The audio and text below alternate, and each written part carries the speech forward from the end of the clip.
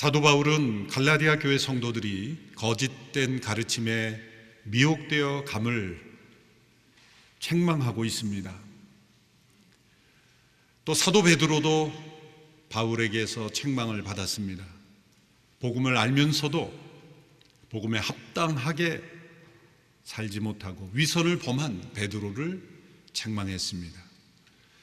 그것은 바울이 스스로 심판자가 되어서 형제를 정죄하고 판단하는 것이 아니라 초기 이 초대교회에 복음이 순전하게 전해지지 않으면 앞으로 전해지는 이 복음이 얼마나 왜곡될 수 있을까? 또 너무나 분명한 이 복음을 인간의 잘못된 생각으로, 습관으로, 죄악으로 오염시키는 것이 얼마나 큰 죄악인가에 대한 경각심, 두려움, 간절함, 이 안타까움을 가지고 책망한 것입니다. 사도 바울은 이 갈라디아서를 통하여 거짓된 가르침을 분별해 줄 뿐만 아니라 그 사이사이 자신이 전한 복음이 무엇인지를 다시 상기시켜주고 있습니다. 지난 주간 우리는 바울이 전한 이 복음이 어떤 복음인지를 바울 자신의 체험적 고백을 통해 들었습니다. 복음은 그리스도의 십자가의 죽음을 통하여 하나님께서 우리를 값없이 의롭다 하신다는 소식입니다. 또한 복음은 우리의 옛사람이 그 예수님의 죽음과 함께 죽음으로 죄에 대하여, 세상에 대하여, 율법에 대하여 자유케 되었다는 소식입니다. 또한 복음은 그 십자가에서 죽으신 예수님이 다시 살아나셔서 이제 우리 안에 성령으로 임재하시고, 그래서 우리가 육체 가운데 사는 것이 내가 사는 것 아니라 오직 내 안에 그리스도께서 사시는 이 연합의 삶, 그것이 복음이라고 바울 자신의 고백을 통해 들었습니다. 예수 그리스도의 죽음이 나의 죽음으로 연결되고, 또한 죽음에서 부활하신 그분이 내 안에 사시는 이 모든 일을 연결하는 것은 바로 믿음입니다. 과거의 십자가의 죽음과 현재의 나의 삶을 연결하고, 또한 내 안에 그리스도께서 사셔서 영원한 나라에 이르기까지 나와 연합되어 사시는 것, 이 모든 신비의 역사의 중심에는 믿음이 있습니다. 우리가 할 일은 받아들이는 것입니다. 동의할 뿐만 아니라 신뢰하는 것입니다. 그리고 그렇게 여기고 따라가는 것입니다. 믿음이라는 것은 오직 은혜로 이루어진 이 선물을 우리가 받아들인다, 그렇게 여긴다, 신뢰하고 따른다라는 뜻입니다. 그런데 이 믿음 외에 추가적인 우리의 행위가 있어야 한다, 율법의 행위가 더해져야 된다라고 주장하는 것은 어리석은 일이다, 그렇게 바울은 책망하고 있습니다. 그래서 오늘 3장에서도 계속 이 책망이 이어집니다. 제일 앞선 부분에 오 어리석은 갈라디아 사람들아, 어리석다라고 책망하고 있습니다. 무엇이 어리석습니까? 오늘 본문 1절에서 5절까지 8개의 연이은 질문을 통해서 이 안타까운 바울의 절규를 우리는 들을 수가 있습니다. 오늘 이어지는 이 본문의 내용을 1절에서 5절까지 제가 먼저 읽어보겠습니다. 오 어리석은 갈라디아 사람들이여, 예수 그리스도께서 십자가에 못 박히신 것이 여러분의 눈앞에 분명히 드러나 있는데 누가 여러분을 미혹했습니까? 여러분에게 한 가지만 묻고 싶습니다. 여러분은 율법의 행위로 성령을 받았습니까? 아니면 복음을 듣고 믿음으로 성령을 받았습니까? 여러분은 그렇게도 어리석단 말입니까? 성령으로 시작했다가 이제 와서 육체로 마치려고 합니까? 여러분은 그렇게 많은 고난을 헛되이 경험했단 말입니까? 정말 헛된 일이었습니까? 하나님께서 여러분에게 성령을 주시고 여러분 가운데서 능력을 행하시는 것이 여러분이 율법을 행하기 때문입니까? 아니면 복음을 듣고 믿기 때문입니까? 연이은 질문에서 핵심되는 말씀은 3절의 말씀입니다. 성령으로 시작하였다가 육체로 마치려는가? 얼마나 그것이 어리석은가? 우리 3절의 말씀을 같이 한 목소리 읽어볼까요? 시작. 여러분은 그렇게도 어리석단 말입니까? 성령으로 시작했다가 이제 와서 육체로 마치려 합니까? 성령으로 시작하였다가 라는 이 말씀은 갈라디아 교회가 초기 개척이 되고 또 성도들이 변화될 때 성령님의 분명한 역사와 능력이 나타났다는 것을 상기시켜주고 있는 것이죠. 사도행전 14장에 보면 이 남부 갈라디아 지방의 한 지역이었던 루스트라 지역에서 날 때부터 걸을 수 없었던 이 장애인이 치유를 받고 걷는 성령의 놀라운 은사가 나타나므로 그 지역에 복음이 전해지는 계기가 된 사건이 나옵니다. 그런 기적을 통해서 복음의 문을 열고 마음을 열고 귀를 기울였고 또 복음을 듣고 믿음으로 그들이 성령으로 변화되는 강력한 역사가 갈라디아 교회에 있었다는 것입니다. 그들이 그렇게 성령을 받고 변화된 것이 율법의 행위로 말미암았는가? 아니면 아무 행위가 없는, 아무 공로가 없는, 아무 성취가 없는 상태에서 복음을 듣고 그저 믿음으로 일어난 일인가? 그것을 다시 상기해 보라는 것입니다. 그런데 성령으로 시작하였다가 이제 육체로 마치려 하는가? 이 육체라는 단어는 무슨 뜻입니까? 이것은 우리의 단순한 몸이 아니라 타락한 본성, 우리의 몸과 혼에 작동하고 있는, 그래서 하나님의 뜻을 거역하도록 만드는 타락한 본성을 가리키는 단어이죠. 때로는 육신이라는 단어로도 사용되기도 하였습니다. 육체로 마치려는가? 이것은 믿음 외에 율법의 행위를 더해야 한다라는 주장은 곧 육체에 속한 일이다. 그것은 성령을 대적하는 일이다. 하나님의 뜻을 가로막는 길이다. 그렇게 책망하고 있는 것입니다. 갈라디아서 이제 후반부로 가면서 이 성령을 대적하는 육체의 이 모습들에 대하여 지적하고 있죠.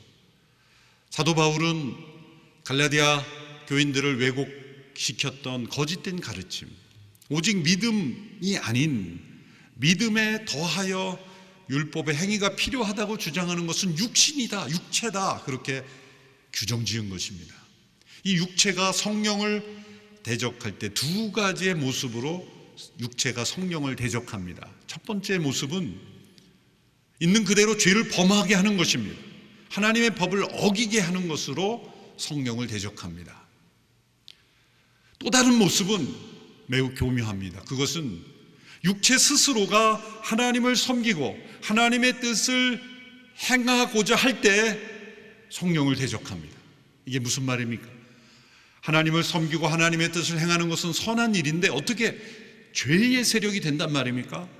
육체 스스로가 하나님을 섬기고 예배하고 행할 수 있다고 자신을 속이고 그런 모양으로 나타날 수 있다는 겁니다. 대표적인 예가 사도 바울 자신입니다. 사도 바울은 바리새인 중에 바리새인이었고 가장 탁월한 바리새인이 되기 원하여 하나님께 대한 열심을 특심하게 가졌던 사람이에요. 그 결과 그는 예수님을 믿는 이들을 핍박하는 일에 앞장섰던 사람입니다. 왜 그가 예수 믿는 사람들을 핍박했습니까? 사람을 괴롭히는 게 즐거워서가 아니에요. 하나님께 대한 충성심 때문이었습니다. 하나님의 뜻을 행하는 것이라고 믿었습니다. 어떻게 그런 결론이 나올 수 있을까요? 그가 부활하신 예수님을 만나지 못했기에 스스로 하나님이라고 여기는 예수를 그는 신성 모독자로 여겼고, 그래서 유일하신 하나님을 섬기고 하나님의 뜻을 행하는 길은 신성을 모독하는 이들을 제거하는 것이라고 믿었기 때문이죠. 그것은 바울의 육체가 스스로 하나님을 섬기고 하나님의 뜻을 행하려고 할 때 나타났던 모습입니다. 그것이 바리새인들의 모습이에요. 육체 스스로가 하나님을 섬기려 할 때 반드시 그 육체는 자기 의에 빠지게 하고 교만에 빠지게 하고 하나님의 뜻을 행하기보다 죄악의 세력이 되어 버린다는 것을 우리는 잘 알고 있습니다. 사도 바울의 예이고 바로 그런 모습들이 우리에게도 있다는 것을 우리는 기억해야 합니다. 육체 스스로가 하나님을 섬길 수 없습니다. 때로 우리 가운데 성령으로 봉사하지 않고 성령으로 하나님을 예배하지 않을 때는 우리 육체 스스로가 하나님을 섬길 수 있다고 착각하며 위선을 행하며 도리어 죄악의 세력에 넘어가게 되는 경우가 많습니다. 그래서 빌립보서에서도 사도 바울이 참으로 할례받은 사람들이 누군가, 그들은 하나님의 영으로 봉사한다. 봉사한다는 예배한다는 말도 포함이 되어 있어요.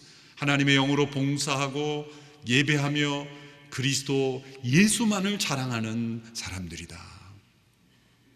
육체 스스로가 하나님을 섬기려고 할 때는 결코 그리스도 예수만을 자랑하지 않습니다.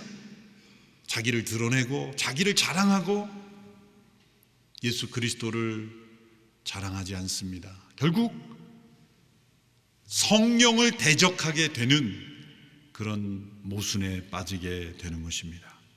사도 바울은 그들 가운데 임했던 성령의 역사를 상기시켜주며 너희가 성령으로 시작하였다가 육체로 마치려는가? 십자가에 못 박히신 그리스도를 그들이 믿지 않았다는 게 아닙니다. 십자가에 못 박힌 그리스도가 그들의 죄를 대속함으로 의롭게 되었다는 것을 갈라디아 교인들은 믿었습니다. 로만 캐톨릭 교도들도 예수님의 십자가가 구속의 죽음이라는 것을 믿습니다. 종교개혁 이전의 시대에도 로만 캐톨릭은 예수님의 십자가의 죽음으로 의롭게 된다는 걸 믿었습니다. 그런데 왜 종교개혁이 일어났을까요? 그 믿음만으로는 부족하다고 했기 때문이에요. 십자가의 죽음을 통해 우리가 의롭게 되지만 우리의 행위가 더해져야 우리가 의롭게 된다라고 가르쳤기 때문에 그것이 중세교회를 오염시켰고, 사실 이 갈라디아 교회에게서 나타났던 이 부분이 로만 캐톨릭에서는 확대되어 나타났던 것입니다. 그래서 그것이 교회의 주된 본질이 되었던 것입니다. 사도 바울이 다른 복음을 전하는 것에 대하여 안타깝게 여기는 것이 바로 중세교회에 나타났던 것입니다. 인간의 행위를 강조하고 인간의 공로를 강조함으로 그러한 신학적인 교리 위에서 면죄부가 발행이 되고 교회의 온갖 잘못된 모습들을 합리화하는 기초가 되고 하나님의 말씀보다 교회의 결정이 더 우위의 권위에 속한 결정이 됨으로써 하나님의 뜻과는 멀어진 것입니다. 그것이 바로 육체 스스로가 하나님을 섬기고자 했을 때 나타난 모습입니다.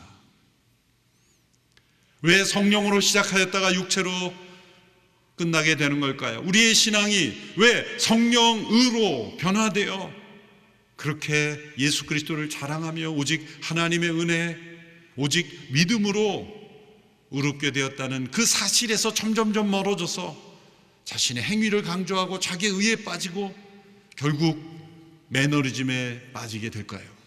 그 이유가 뭘까요? 그것은 십자가에 못 박히신 그리스도 그분이 바로 죽음에서 부활하셔서 높임을 받으셔서 우리에게 성령으로 세례를 주시는 그리스도이심을 믿지 않기 때문입니다. 세례 요한이 예수님을 증거할 때 두 가지의 중요한 소개를 했습니다. 첫째는 세상죄를 지고 가는 하나님의 어린 양이라. 보라, 세상죄를 지고 가는 하나님의 어린 양이라. 그렇습니다. 십자가에서 그분의 죽음으로 우리의 죄를 속하고 우리를 용서하시고 우리를 값없이 의롭다 하시기 위하여 십자가에서 죽으신 하나님의 어린 양입니다. 그런데 또 하나의 세례 요한의 소개가 있습니다. 그것은 나는 물론 너에게 세례를 주지만 내 뒤에 오시는 분은 성령으로 세례를 주실 것이다. 성령으로 세례를 주시는 분으로 세례 요한이 소개했어요. 우리는 많은 경우 십자가에 못 박히신 하나님의 어린 양 되신 그리스도에 대한 믿음에만 머물러서 세례 요한이 소개했던 또 다른 소개, 성령으로 세례를 주시는 그리스도는 잃어버리는 경우가 많아요. 그것은 같은 그리스도시요, 그리스도께서 십자가에 못 박히신 궁극적인 목적은 십자가의 죽음에 머무는 것이 아닙니다. 죽음으로 끝나는 그리스도가 아닙니다. 죽음에서 부활하셔서 높임을 받으셔서 성령으로 세례를 주심으로 우리가 그 십자가의 능력을 체험하고 이 땅에서 하나님의 뜻을 행하며 믿음으로 살아가는 삶이 되게 하시기 위함입니다. 요한복음 7장 39절에서 예수님께서 이렇게 말씀하신 내용을 해설하는 내용이 나옵니다. 이것은 예수를 믿는 사람들이 받게 될 성령을 가리켜서 하신 말씀이었습니다. 그때까지 성령을 주시지 않았던 것은 예수께서 아직 영광을 받지 않으셨기 때문입니다. 요한복음에서 영광은 십자가의 사건을 의미합니다. 예수님이 십자가 사건을 아직 통과하지 않으셨기에 아직 성령을 주지 않았다. 뒤집어 말하면 십자가를 통과한 이후에 하시는 일은 성령을 주시는 일이다. 십자가를 지시는 그리스도와 성령을 주시는 그리스도는 같은 그리스도이십니다. 그런데 사람들이 십자가에 못 박힌 그리스도를 믿고 값없이 의롭게 되었다는 믿음에 이어서 어떤 믿음으로 나아가는가? 성령을 주시는 그리스도로 나가야 하는데 거기서 나가지 않고 거기에 자신의 행위를 더하는 거예요. 그래서 이런 모순에 빠지는 거고 교회 안에 계속 그런 일들이 반복되고 있는 것입니다. 그리스도는 십자가에 못 박혀 죽으셨을 뿐만 아니라 부활하셔서 높임을 받으셔서 우리에게 성령으로 세례를 주십니다. 그 첫 번째 사건이 사도행전 2장에 나타난 오순절의 사건이죠. 예수님께 승천하시면서 제자들에게 약속하신 성령을 기다리라, 예루살렘을 떠나지 말고 기다리라 하신 말씀에 순종하여 기다렸던 그 제자들에게 성령이 임하셨습니다. 불처럼 바람처럼 불의 혀같이 갈라지는 것이 각 사람의 머리 위에 있고 난 곧 방언으로 말하는 이 신비한 현상과 함께 임했어요. 그 현상이 오늘날에도 똑같이 이루어진다는 것이 아닙니다. 그러나 그 사건의 의미는 계속 이어져야 되고 그 능력은 계속 이어져 있습니다. 이어지고 있습니다. 사도 베드로가 그 오순절의 현상을 설명하면서 이렇게 설명하는 내용이 사도행전 2장 33절에 나옵니다. 우리 같이 읽어볼까요? 시작. 하나님께서는 이 예수를 높이 올리셔서 그분의 오른편에 앉히셨습니다. 높임 받으신 예수께서는 아버지께서 약속하신 성령을 받아 우리에게 부어주셨는데 지금 여러분이 보고 듣는 것이 바로 이것입니다. 23절, 이 33절 이전에 19절 앞쪽 23절에서는 너희들이 불법적으로 예수님을 십자가에 못 박아 죽였다. 그런데 그분이 다시 사셔서 높임을 받으셔서 아버지께서 약속하신 성령을 너희에게 부어주시는 것이다. 그것은 사도행전 2장의 사건만이 아닙니다. 온 세상에 교회들이 태어나는 것은 약속하신 성령을 그리스도께서 부어주시기 때문입니다. 저와 여러분이 이렇게 하나님 앞에 예배드려 나온 것, 약속하신 그 성령을 우리에게 부어주셨기 때문에 하나님께 대한 사랑, 열망, 그리고 하나님께 대한 헌신, 그 성령의 능력으로 우리는 봉사하고 헌신할 수 있었던 겁니다. 오늘 이 교회에 주신 이 귀한 사명, CGN TV를 통한 사명, 수많은 이 사명들을 어떻게 감당할 수 있었습니까? 그리스도께서 약속하신 성령을 우리에게 부어주셔서 우리가 하나 되어 이 사명을 위해 헌신했기에 가능한 일이 아니겠습니까? 그런데 성령으로 시작하였다가 왜 육체로 끝나는가? 많은 교회들이 왜 한때 뜨겁게 역사한 성령의 능력으로 성도들이 변화되어 신앙생활을 하다가 점차적으로 왜 굳어지고 인간이 더 주인이 된 교회가 되고 그리스도의 십자가만을 자랑하는 교회가 되지 아니하고 교회 스스로가 만든 제도와 규칙에 얽매여 그렇게 박물관 같은 교회가 되어버리는가? 그것은 높임을 받으셔서 성령으로 세례 주시는 그리스도를 믿음으로 받아들이지 않았기 때문입니다. 그것은 교리적 편견이요, 그리고 우리의 말씀을 편애하는 것입니다. 오늘 이 자리에 십자가에 못 박힌 그리스도가 나를 대신하여 죽으신 죽음으로, 그것을 믿음으로 내가 의롭게 되었다는 것을 부정하는 분은 한 분도 없을 겁니다. 그런데 거기에 머무는 분은 혹시 있을 거예요. 그분이 바로 부활하셔서 높임을 받으시고 그분이 나에게 성령을 부어주시고 성령으로 세례 주시는 그리스도이심을 믿어야 한다는 거예요. 그것을 믿지 않을 때 우리는 그 믿음 외에 자꾸 나의 행위를 더하여 믿음의 생활을 하려고 합니다. 육체는 결코 하나님을 섬길 수 없습니다. 육체 스스로는 결코 하나님의 뜻을 행할 수 없습니다. 사도 바울은 이 문제를 설명하기 위해서 구약의 인물이었던 아브라함을 예로 듭니다. 갈라디아 교회 성도들에게 저는 틀림없이 아브라함의 소개를 했을 것이라고 생각을 합니다. 물론 그들 가운데는 유대인도 있었고 유대인이 아닌 사람도 있었겠지만 아브라함의 스토리야말로 하나님께서 우리에게 믿음의 본질이 무엇인가를 설명해 주기 위해서 택하여 섭리하신 인물이기 때문입니다. 갈대아 우르에서 하나님을 전혀 모르고 이방신을 섬긴 달을 신처럼 섬기던 가정에서 살고 있었던 아브라함, 그에게 찾아온 형제의 죽음, 하란이란 형제의 죽음, 그러나 성경에 다 기록되지 않는 신비한 하나님의 역사로 하나님은 아브라함을 본토 친척 아비집을 떠나게 하시고 약속하신 땅으로 이주하게 하셨습니다. 그 이주하게 하실 때 가장 중요한 약속 중에 하나가 아브라함에게 아들을 주신다는 약속이었습니다. 죽은 자와 방불하였던 아브라함의 몸에서 생명을 잉태하게 하시는 하나님, 그 약속이 이루어진 것은 25년의 시간이 걸렸습니다만 그 사이에 아브라함에게는 믿음의 부침이 있었죠. 그 약속을 받고 믿음의 삶을 시작했지만 아브라함에게는 확신이 없었습니다. 그래서 하나님께서 아들을 주신다는 약속이 혹 양자를 드리라는 것 아닌가 그렇게 생각을 하고 창세기 15장에서 다메섹에서 데려온 엘리에셀이라는 종을 양자로 드리겠습니다 라고 하나님께 보고를 드리는 장면이 나옵니다. 하나님은 아니다, 내 몸에서 내 후손이 날 것이다 약속하시며 밖으로 데리고 나가서 하늘의 별들을 보여주십니다. 그 별을 바라보며 하나님의 말씀을 들을 때 아브라함의 마음속에 믿음이 생겼다는 거예요. 우리의 믿음은 저절로 생기는 것이 아닙니다. 우리의 믿음은 하나님의 약속으로부터 생기는 것입니다. 하나님의 계시와 하나님의 임재와 하나님의 약속이 우리 가운데 임할 때 믿음이 발생되는 겁니다.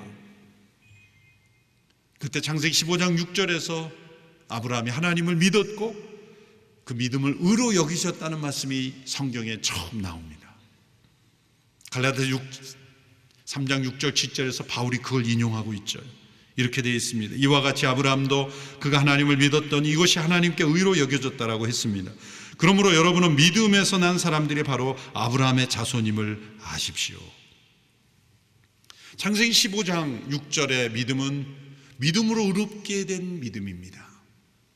근데 하나님은 그 믿음에서 머물게 하지 않으셨어요. 아브라함을 그 믿음에서 더 깊은 믿음으로 인도하셨어요.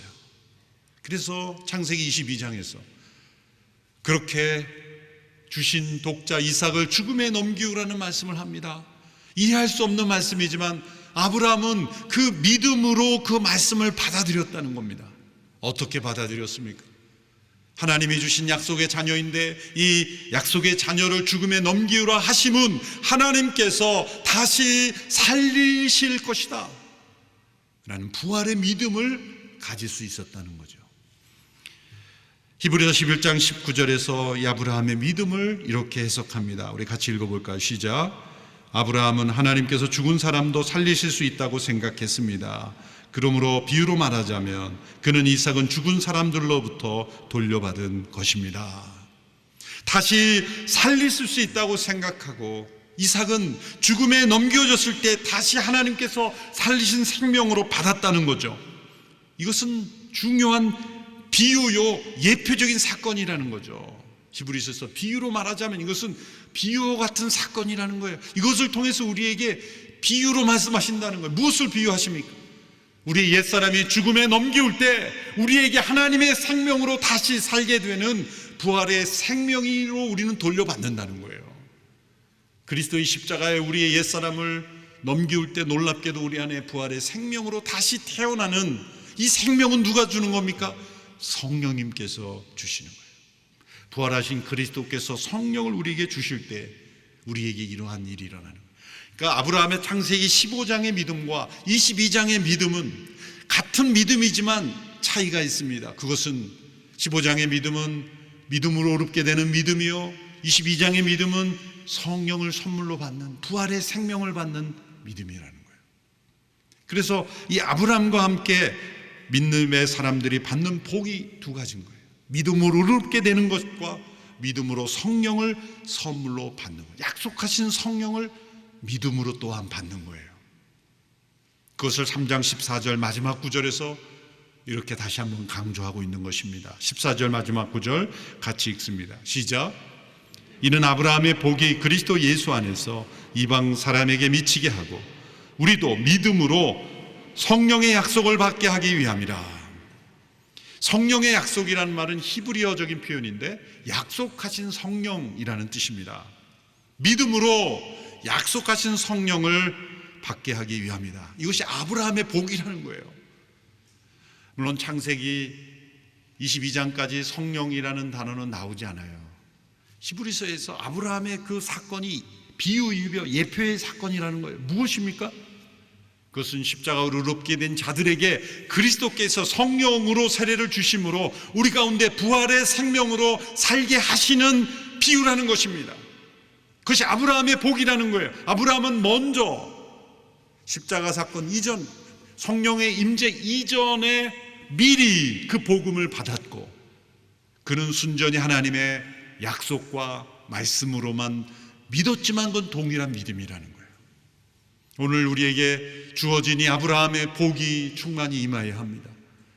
십자가에 못 박힌 그리스도를 통해서 의롭게 되는 복과 또 믿음으로 약속하신 성령을 받아 그 성령의 능력과 충만하심 가운데 거할 수 있는 이 복,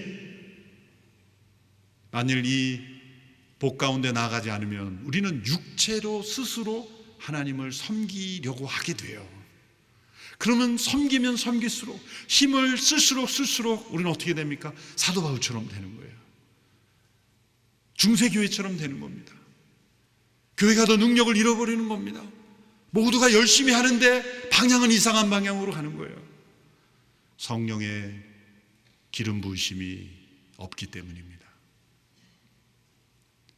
오늘 우리에게 사도 바울은 십자가에 못 박히신 그리스도를 믿는 믿음과 성령으로 세례를 주시는 그리스도를 믿는 믿음으로 나아가지 않으면 성령을 대적하는 것이고 육체가 성령을 대적함으로 결국 우리의 의와 우리의 자랑과 우리의 행위를 강조하는 모순에 빠지게 된다는 거예요. 십자가에 못 박힌 그리스도로 믿음으로 의롭게 되는 것, 그 믿음은 반드시 약속하신 성령을 받고 그 안에 거하는 믿음으로 나아가야 한다는 겁니다. 이것 또한 믿음이에요. 우리 행위로 받는 게 아니라 믿음으로 의롭게 되는 것처럼 믿음으로 성령의 약속을 받는 것이므로 성령님 내 안에 임재하여 주셔서 오직 내 안에 그리스도께서 사시도록 나를 다스려 주십시오. 내 안에 약속하신 성령님 임하여 주셔서 나를 온전히 주관하여 주십시오. 그 성령의 능력을 통해 하나님을 섬기기를 원합니다. 복음의 능력을 체험하기를 원합니다. 그렇게 구하는 자에게 성령님은 임하신다고 약속하셨습니다. 십자가에 못 박히신 그리스도께서 높임 받으셔서 우리에게 약속하신 성령을 부어주시기 때문입니다. 그럴 때 우리는 우리 자신의 행위를 자랑하지 않는 참된 복음 안에 합당한 삶을 살 수 있게 될 것입니다. 기도하겠습니다.